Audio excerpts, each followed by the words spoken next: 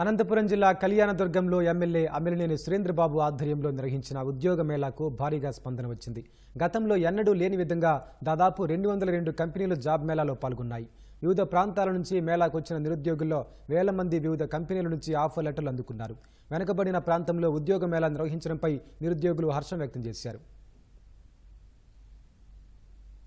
Technology complete చేశాను.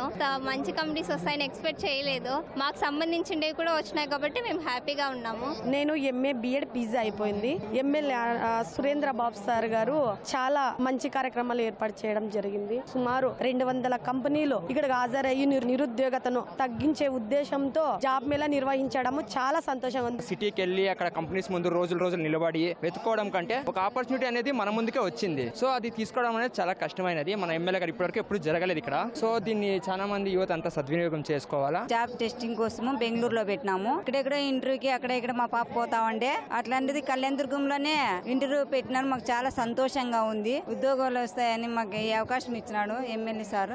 కళ్యాణదుర్గ ప్రాంతంలో మొత్తం బాగా చదువుకున్న వాళ్ళు ఉన్నారు, బాగా చదివారు కూడా. దీనికి అంతా వీళ్ళకి ఒకటే నేను అనుకున్నాను, వీళ్ళకి సరైన ప్లాట్ఫామ్ లేదు. ఎక్కడికి పోతే ఉద్యోగాలు వస్తాయి, ఎవరి ద్వారా ఉద్యోగాలు తెచ్చుకోవాలి, వీళ్ళు పోయి ఎక్కడ ఏ విధంగా అప్లై చేయాలనే వాళ్ళకి ప్లాట్ఫామ్ తెలియకపోవడం చాలా వరకు ఈ ప్రాంతంలో ఉన్న నిరుద్యోగులుగా మిగిలిపోయారు. ముఖ్యంగా చంద్రబాబు నాయుడు గారు, నారా లోకేష్ బాబు గారు 20 లక్షల ఉద్యోగాలు కల్పించాలనే సంకల్పం ఏదైతే పెట్టుకున్నారో అందులో భాగంగానే ఇది కూడా నేను భావిస్తూ ఈ 202 కంపెనీలు ఇక్కడ తేవడం జరిగింది.